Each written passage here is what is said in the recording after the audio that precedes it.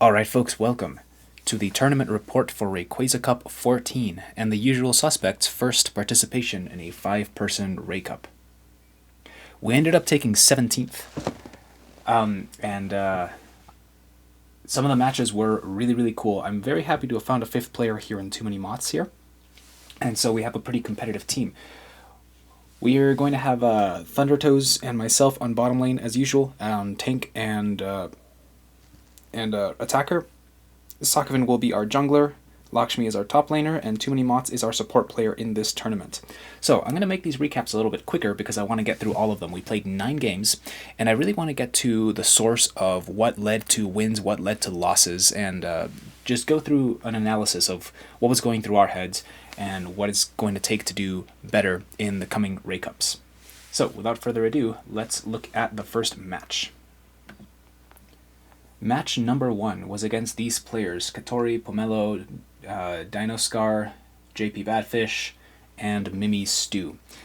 These, I want to say, this team was one of our easier opponents, which is, I mean, they were still good. So that's saying something about the level of this Ray Cup, which I am all for. I mean, with a 5-stack team, the organization level is just going to be higher, individual skill might be higher.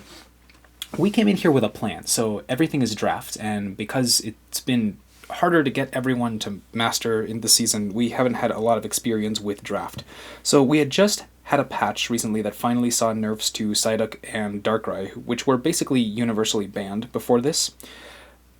But because it happened so recently, we don't have a lot of practice against the new forms of Psyduck and Darkrai. So here was our plan. First, the bans.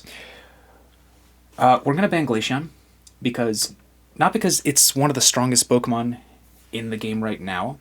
It is decently strong, but really, we've had a bad history playing against Glaceon, so we just didn't want to see it.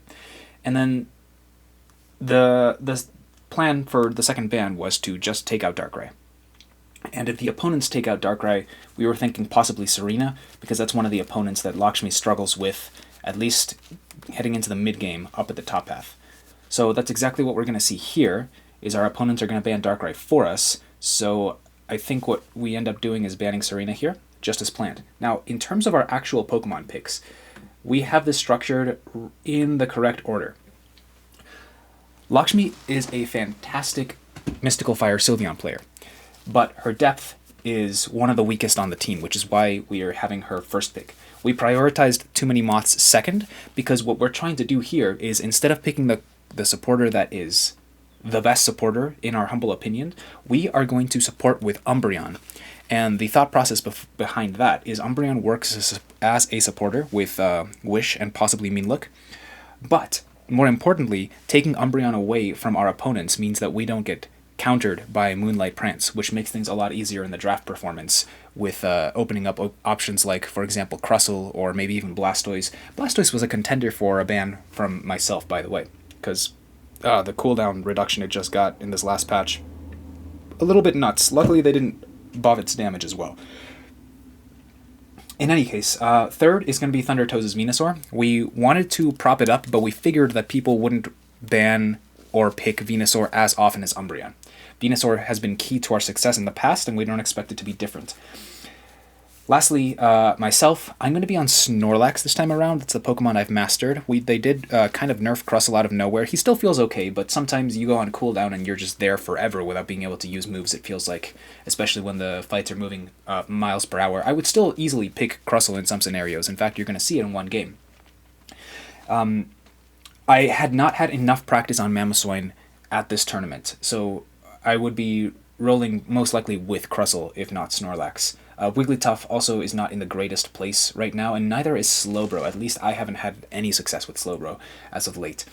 And finally, Sokovan is going to last pick. There's a lot of flexing that can be done with full information of what everyone else is going to pick. It's usually going to be Aegislash here, and you might be thinking, Aegislash, that's a weird choice. If you follow the competitive scene, that's true. The thing is, Sokovan has been on Blaziken in the past, and what has changed is the meta revolves so heavily around crowd control in this day and age, and Blaziken is a Pokemon that really needs that eject button to have full maneuverability of its skills. And so it's not as easy of a Pokemon to slot Full Heal onto, and Full Heal is an item that Sokovan has had the most success with around this time, so Aegislash and Scizor, strangely enough, are the two picks that we're going to see here. Not very often seen in competitive, and not generally how I choose to pick Pokemon, but we're working off of our individual strengths here, and Sockovan's Aegislash is very good. It's got good dive, it's got decent secure. A lot of people don't know how to play around Aegislash very well just as a result of not playing against it. Same could be said about Scizor. Alright, anyway, without further ado, we're going to skip ahead and see what happens in this draft. So, this is the finished draft, and right off the bat, we notice that one of our picks was taken, and it's that Venusaur. That is a bummer. I think we underrated, or underestimated how popular of a pick Venusaur would be. We've had a lot of success as a team with Venusaur. That combination of Sludge Bomb, Solar Beam, and Verdant Anger really tears apart teams when they are all gathered together. But because Venusaur sees such little play in competitive, we figured that maybe it was just something that that was working well for us. Apparently, a lot of other people have identified this too. Kudos to the enemy team for picking Leafeon first. High-quality Pokemon. It honestly looks like a high-quality team in general here, which is nice to see. So, let's see. How do our chances look? Honestly, we don't have a Speedster, but we might have enough dive with the Aegislash and Sylveon. We have one backline attacker in Inteleon. Inteleon is very different than Venusaur, even though Snipe Shot and Solar Beam kind of compare to each other in terms of range and damage. Missing Sludge Bomb and the Unite move Verdant Anger means that our spread damage is a lot weaker.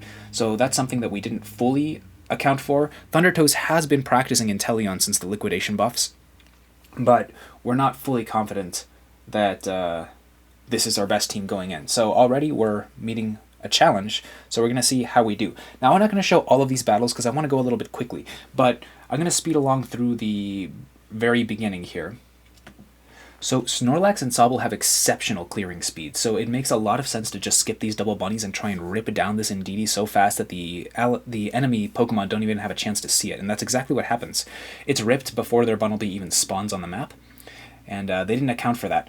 Now, we've been trying to do this with all compositions, not just the ones that can rip this quickly with a combination of Tackle and Water Gun, but that's been working really well, and with this, we're going to clear lane very easily. Now, on the top path, we have double EBs, which sometimes could be problematic. Sylveon is really, really weak before Sylveon. So even though its early game could be called quite good because of that level 4 power spike, the actual early game, when you're still level 3 as an EV, it can be really rough. So if the opponents press into us up there and we just have double EBs, things can go wrong pretty quickly.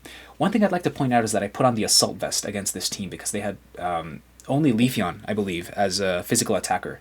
They had Blastoise, Venusaur, Slowbro, and what was their last one? It was also something that was ranged. Here we easily take them out here with Sockovan's help. Honedge isn't the greatest at ganking, but Sokkavan did decide to stack here, and so getting good stacks is really good for the early game. So, of course, we do take over the early game, and the next big important thing happens at the 8-minute mark. This is something that we were trying to do really well in terms of our macro, is get to those 8-minute mid-birds. And skipping right along, Lakshmi had stayed up top to try and deter their pushes, whereas too many Moths rotated here with us, and we're going to make short work of these Altaria and Swablu's. So, if I have to say one thing that made a huge difference between the level of our team versus the level of the opponents here, it was a combination of our micro plays, like what we saw in the early game, of just being very exact about what we're taking when and how we're using our secures and all of that. But one thing that we are getting a lot better as is macro plays, learning when everything is spawning on the map, where we have to be, rotating as a team, knowing how many we have to send to what zone.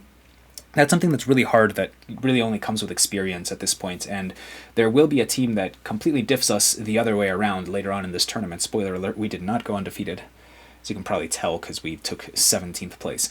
But I'm still pretty proud of that, especially when we see the close matches that are going to come later. So here we all decide to fully rotate to top, almost. Thundertoes goes down to defend bottom. This was a little bit of a lapse in communication. I would have rather gone bottom instead and sent Thundertoes up here, but regardless, this is what we did. We're going to easily take this Regieleki. as soon as this Regieleki is taken, we have a lot of options, right? We have a bunch of farm in the map. We could continue to push it. We could push into their jungle while they're distracted. We could push into their bottom goal. These are all good options if the bottom Regi is already taken, but the bottom Regi is not taken. So we decide, let's just crash bottom. We maybe take their goal, maybe just go for the rip while someone is zoning at their goal, depending on how many they send down here. And so that's exactly what we're going to do. We're going to create a distraction. Hopefully we send a little bit more rip here. One of the weaknesses of this team is we don't have fantastic rip outside of this Aegislash, which is not like a top-tier ripping Pokemon to begin with. So we're fighting here to take control of the space before we fight for the objective. And that's exactly what we do. Without their goal zone, the opponents are going to be a lot less threatening because they don't have a place to retreat to get shields and heals. So we're going to take this objective as well. So nothing much of note happens throughout the rest of the match. We're kind of just going through the motions. They try and press our second-tier top goal and it's unsuccessful. Here we use the second Regieleki to try and press into their second tier top goal, and we are also unsuccessful. Here I give my life to make sure that my teammates can escape, at least most of them. Part of the danger of being a melee jungler is that you die a lot easier than a ranged jungler, so you give a lot of experience back, but it's not the end of the world here. This is something that you just have to accept when you're playing something like Aegislash in the jungle. So we're just going to rotate downward here and just continue going through the flow of the game until we get to the very end. And of course the very end looks like this, with us taking the third and final Regieleki. And now we make things pretty tricky for our opponents. Do they defend this? Do they go mid? This is a situation that you really want to put your opponents in.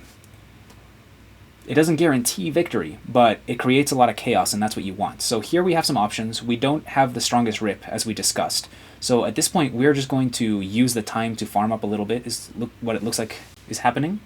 And then we're just going to look to fight the Ray. Fight at the Ray. And this is pretty well controlled. I think in part because of the Regieleki, they didn't show up all at once, which is what they needed to do to have a hope of winning the fight here. Regardless, we did well to back away from the Cramorant Unite there. And at this point, I went up to stop the Venusaur from coming in, but once I realized that he wasn't coming in and he was instead going for farm, I said, oh, okay, we're safe to just continue ripping and secure this, and that was the end of Game 1. So like I said, this first team wasn't bad, but they weren't really able to stop any of our battle plans. They weren't able to cut off our EVs from their early power levels. They weren't able to out-secure the insane securing force that we had as Snorlax and Sobble down at the bottom lane. We were able to take all the mid-birds, we were able to take all of the objectives. Aegislash was diving really well. They had some really clutch defenses when we were trying to push some of their goals, but in the end, we kind of just out-macroed this team, and that's how it ended. And it was a really strong start to the Ray Cup. And I'm going to just show the statistics of the damage dealt and all of that here, and then we can move on to game number 2. So game number 2 gets played against this team of King Lu, Whale, Leafy Green, Schnax, and Enigma. And the bans go mostly as planned. We're going to take Glaceon, we're going to take Darkrai, but this time we have an idea. And the idea is to just have Thundertoes switch with too many Moths. We're going to just hope that they don't take Umbreon, but even if they do, it's not the end of the world, because I'm most likely going to be on Slowbro, and Slowbro doesn't get countered by Umbreon as badly as something like a Crustle, because his Unite is more healing-based than it is shield-based. So we would rather just have our Venusaur this time around. So the bans are Psyduck and Tinkaton from the opponent's side. No worries. King Lu immediately hovers Venusaur, which gives us all a heart attack. Even though we did win without the Venusaur, we really would like it in terms of our top composition. So at the end of the day, the drafts end up looking like this. We've got another Slowbro, we've got a Meowscarada over there, a Miraidon, Charizard, Mr. Mime, and we do have our ideal composition this time. I think Sockman might... We do go for Aegislash again, that's right. Alright. So, now we're going to be able to see exactly how this team is supposed to work. Now, Bulbasaur is not as great of secure as Sobble in the early game, but that's alright. We have a lot of practice with this duo, and Venusaur is a monster in the late game, which is going to be really nice considering that Sylveon can kind of hold down the fort in the late stages of the early game and the mid game. So we have a really well-balanced team in terms of when in the game we truly pop off. Right off the bat, we are showing the early game how well we do. This is kind of indicative of how the rest of the game is going to go, although unless teams are really, really, really good in terms of a competitive level, an early advantage isn't the end of the world, because a lot of teams aren't great at keeping an early advantage, and this game is really good at being able to give advantage to the team that is actively losing. So we're doing okay here. Up at the top path, we already have Sylveon, which is great to see. We don't have the greatest jungle clear. By playing Aegislash, Sokovan is kind of giving up the idea that we're going to have the greatest early game in the world, which is kind of why Snorlax and Sylveon are really good, is because we're holding down the fort in terms of really early power spikes. We're going to gank bottom again. I don't remember at this point if that was a key idea or if this was... No, for the Ray Cup it was. It was always gank bottom to try and get the Ivysaur. Now, who is this? Enigma? Enigma on the Mime was really, really good in the early game with those barriers. Oh, I think the first one might be Light Screen. I forget what they're called, but the early barrier, not the full move. Really got some really clutch secures away from us by just locking the Snorlax away from the fight. Here, this was a perfect gank. We've got a lot of energy on the ground, and so Sword is going to get at least 3 stacks here, which is awesome. I leave the Rabbit here for him to secure. I honestly probably should have last hit it because the enemy is already back, and they're actually going to kill Sokovan here because we retreated and I thought we were going to be okay. So that was a miscalculation on my part. Over there, Too Many Mots is struggling a little bit. We got the early Sylveon, but not so much the Umbreon. So he goes and takes a Baltoy from jungle. Very clutch. Very good idea just to get that power spike online. And we're all going to try and gather mid here, and it works. The opponents don't get any of this experience, and then we head back to our lanes to make sure we stem the bleeding. So all is going pretty well here. So our opposing team does pretty well throughout the early mid-game. We trade objectives. Our team gets bottom, their team gets top. They only buy time. It doesn't crash into our second tier goal, but we do have to defend it, so they have time to gather up all of their farm. Now, this fight in the middle, the little scuffle that breaks out, is really interesting. A little bit unexpected because there wasn't that much to fight over here, but it really shows off the strength of how this team can brawl. Thundertoes has a really good eject button there to get away from the Meowscarada, and then we end up killing it. The Yawns are coming in clutch. The Sword's not going down because of the Sword form, and we're able to clean up here without giving up any deaths, at least immediately. So this is kind of the strength of how this team is supposed to go, and it's working out pretty darn well. Oh, this is an interesting fight here, where we think that we can crash really easily up here. We didn't come in at full HP, but we had all 5. But the opponents, they unleash every Unite move under the sun on us, and they clean 5-0 us here, which is a super good defense on their part, and a really good time to Unite, so kudos to them for that. That was a sweet defense. The rest of the game is far more controlled. We defend from another Regieleki, all pretty standard. We gather down here. We're expecting a fight to potentially break out, but it looks like they're giving us this bottom objective. They'd rather not fight it, they'd rather pick up their farm. They might even be trading it again for the top Regieleki, which is honestly fine.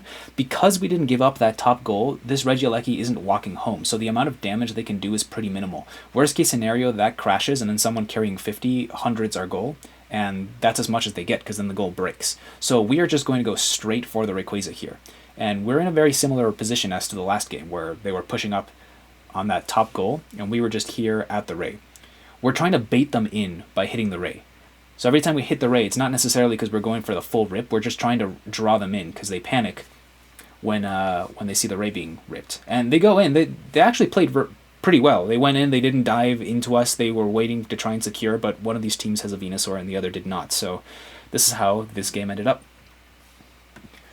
So this game was also really, really cool, because it showcased our actual composition, the one that we had practiced, the one that we had theory crafted for this tournament, and against really formidable opponents, actually, and it worked really well. They gave us a run for our money. There was a universe where we could have lost this game, but I think not by too much, but I do think that we were the superior team in this round. However, our opponents did show off some skill that very much showed that they could have taken a game off of us under different circumstances. So we're going to see how that plays out for the rest of the tournament. Well, we wouldn't have to wait long, because look who it is. In round 3, we are facing yet again King Lou, Enigma, Schnack, Leafy Green, and Whale. So the same opponents from last match, and that's really exciting, because they were actually really good, and it would be really nice to 2-0 this team. But the bans, this is the first time we've felt this as a 5-stack of being targeted like this. Sokovan's Aegislash is now off the table. as we go for a regular Glaceon Darkrai, we did discuss the potential of banning some of their stuff, but we weren't necessarily threatened by any of their Pokemon so much as we were threatened by their plays, you know, so we figured let's just not give them these Pokemon that we were already scared of. They end up taking the Venusaur and as well as the Sword, so that is problematic. So now for the second time in 3 games, we are playing without Thundertoes' Venusaur. So at this point, the draft is going to end up looking like this. So we almost have our ideal composition. The only changes are we've been sent from Venusaur to Inteleon and from Aegislash to Scizor. So both these players are pretty comfortable on these Pokemon, but we're definitely lacking a couple of things that we wouldn't have with the other Pokemon, and I'm not sure if we exactly realized it at this point. Our opponents have a lot of similarities as well. King Lu just picked up Cinderace instead of Miraidon, and I think it's because he's going for more of a comfort pick. And we see that when we get to the pre-game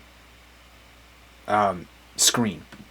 That's when we really get to see the experience that all of these players had on their Pokemon. That's 5 gold ribbons. These are players that have been around for a while. They know how these Pokemon work, and that makes a lot of sense why Enigma was so good on Mr. Mime.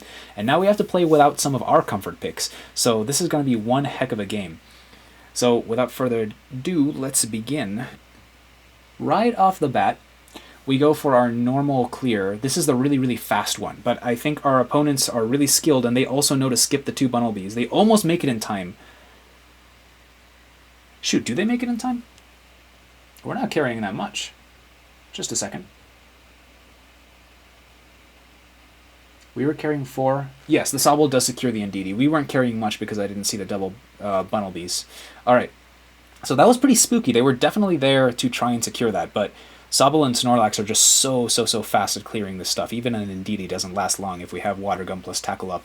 So that's the one factor they didn't play around, is that now our Rip is incredibly fast. We probably would have lost that, or at least had a good chance of losing that if we were on Bulbasaur. Up at the top we already have Sylveon, which is really nice. Hopefully we can get Umbreon soon-ish. One of the things that I considered is that maybe it would have been better for Sokoven to be ganking top instead of bottom despite the Bulbasaur, just because once we have Umbreon and Sylveon unlocked, we don't need to babysit that lane anymore. They're just kind of good forever.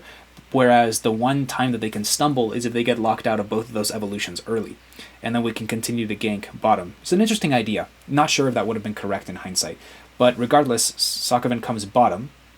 Here we are trying to secure. We do get a lot of these. We have really good secure here. And we push into them just like last game, and just like last game, they can't really contest against the strength of these Pokemon here. So Charmander heroically comes back to try and stop the scores, but he's just going to die and also not stop the scores. So I think he should have just retreated there. But that's alright.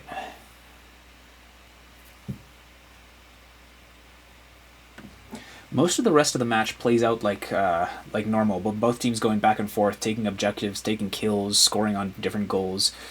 Something that we saw a lot here is that we have 3-man bottom and 2-man on top. Sometimes it's just 1, with just Lakshmi holding it up there. This time we didn't need a whole lot because of what we had just accomplished. We don't end up getting the Regieleki, but we do force them to take the Regieleki before the first goal is even broken up there, and now the bottom team is rotating. So they shouldn't be able to get much out of that. And in these situations, we're usually looking to push into the opponents. So as soon as that Regieleki goes down, for example, that we'd go push into them. I think we had a little bit of a different idea this time, because Scissor's back in his jungle. And we don't have the greatest rip on this Regieleki, but regardless, they didn't have much of an offensive force either. So here, I think I was waiting for a chance to use the power nap, and I got ripped before I could do it. We're able to defend, but we weren't able to counter push. And that's how it goes sometimes. It's not the biggest deal in the world. We don't really care if that goal is still up by Ray or not. So we continue to try and get our farm. Later on, we find ourselves contesting for this Regirock down here, and it's only me and Lakshmi at the start, and we don't have the greatest rip, so I'm going to go out and try and zone with this power nap. Does it work?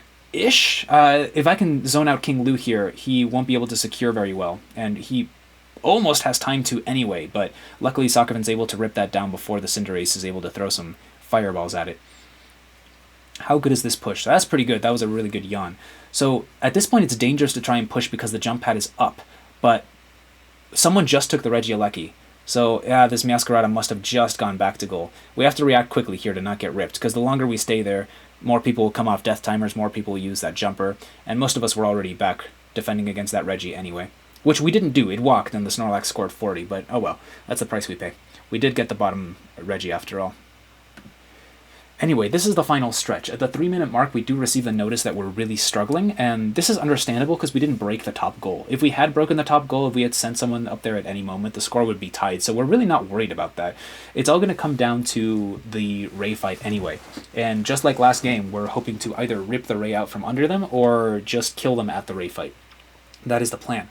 Now, unfortunately, it gets a little bit harder, at least to kill them all, when we don't have our main nukes. So here is what happens here. I'm waiting in this top bush, and I should have communicated a little bit better that as soon as someone walks by here, the element of surprise is over, so I have to jump on whoever this is. I was really hoping to catch like Whale or Schnax or King Lu here, but unfortunately the first person that comes to check this bush, rather correctly, is Enigma, and that's someone that we can't rip. We can't rip a mime just that easily, especially if not everyone was ready to jump on him at the same moment that I was. So I really should have called out, hey, everyone be ready. As soon as someone walks in here, I have to jump on him, because otherwise I'm the one who's going to get jumped on once I lose the element of surprise from being this far up. And this is just something that shows a little bit of a lack of experience in 5 stacks by us, is that we have these little lapses in communication. We've gotten a lot better in just the few weeks that have passed since the Ray Cup, but we're still a pretty new team, and this is one of the things that we struggle with. So very nice of them to send a really tanky Pokemon up here to scout. Enigma's going to play this Ray fight really, really well here. So we try and rip him, but we don't get very far, and unfortunately we push a little far to the right, and King Lu comes from above, so now there's no one that can dive into him, so he's free to shoot the fireballs as the ADC from up there. At this point, you can see Enigma is unstoppable because he's uniting with the Showtime, and so am I, of course. I try to catch a bunch of people with the Power Nap, but Mr. Mime escapes me. I really only catch the Slowbro, which is awful, because now I've Heavy Slammed and Power Napped the tankiest Pokemon. Doesn't really mean anything. And Enigma is going to notice Thundertoes, who has had to have come a little bit closer. You can see him going off to the left of the map here, chasing the Inteleon. Thundertoes is going to do really well to avoid the Mr. Mime, but the Mime is still going to take Inteleon out of this fight completely, because he's being chased away. And here, I had a really good engage, but between Scizor and Sylveon, our damage is really concentrated on one person, and it's not the fastest, especially when it comes to Sylveon. So here, we're just trying to tank all of this damage through a Charizard Unite, and the Charizard Unite gives him so much mobility that he's able to escape there. The Slow Beam, I couldn't tell who it caught, but regardless, it saved them a lot of HP. You see the liquidation from Inteleon up here in this bush, but it's a little bit late. He went through that entire fight not being there, and now the Mime's finally going to creep up on him, set up that wall, and they're going to kill Thundertoes as well. Now it's only down to Lakshmi and Sakavan, but all of the enemies are up other than that Charizard. Sakavan chased him down really well. Not sure if that was what we needed to do. I don't think we could have accomplished much either way, but here with our Meowscarada still up, they're going to take the Ray really easily. And that was such a good fight from our opponents. That was a really clutch game, and it really showed how much we were missing without the Verdant Anger there. Once they all piled up, it would have been really nice to just throw a nuke right into this bush at somewhere around this time, preferably before the Charizard backed out all the way. That would have been really sweet. Or to have a Sludge Bomb somewhere here in this intersection where people couldn't pass back and forth as easily as they were.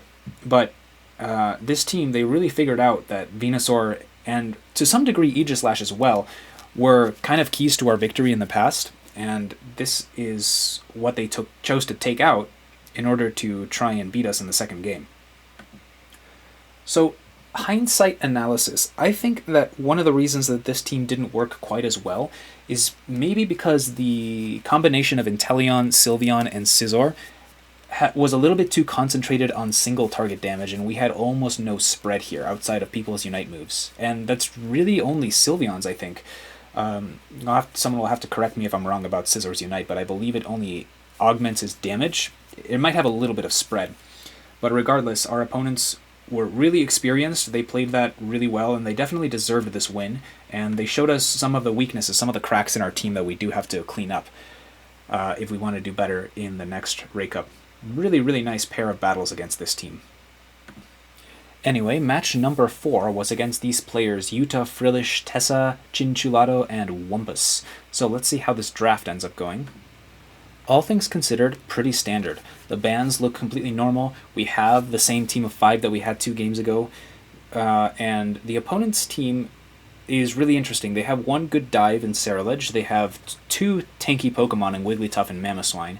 They have 2 backliners, one of a mid-range fighter in Ninetales and one a really long-range fighter in Decidueye. So this should be a pretty interesting game. Let's roll with it and see how it goes. So yet again, I just want to see how well we run this early game. The Swinub contesting. He ends up losing. Swinub is pretty good. There was a world in which he could have taken that, but he was not favored if the Snorlax and Bulbasaur play correctly. It looks like Ceruledge is top laning. It's a little bit dangerous, but because there's only 2 Eevees in that lane, we're not able to punish him super well, which is unfortunate. Wigglytuff and Ceruledge, and here we have the ice lane of Swinub and Alolan Vulpix, which means their jungler is going to be the Decidueye. Really nice on that Swinub to take the Indeedee. Alright, this goes pretty standard. We're going back and forth with the farm here.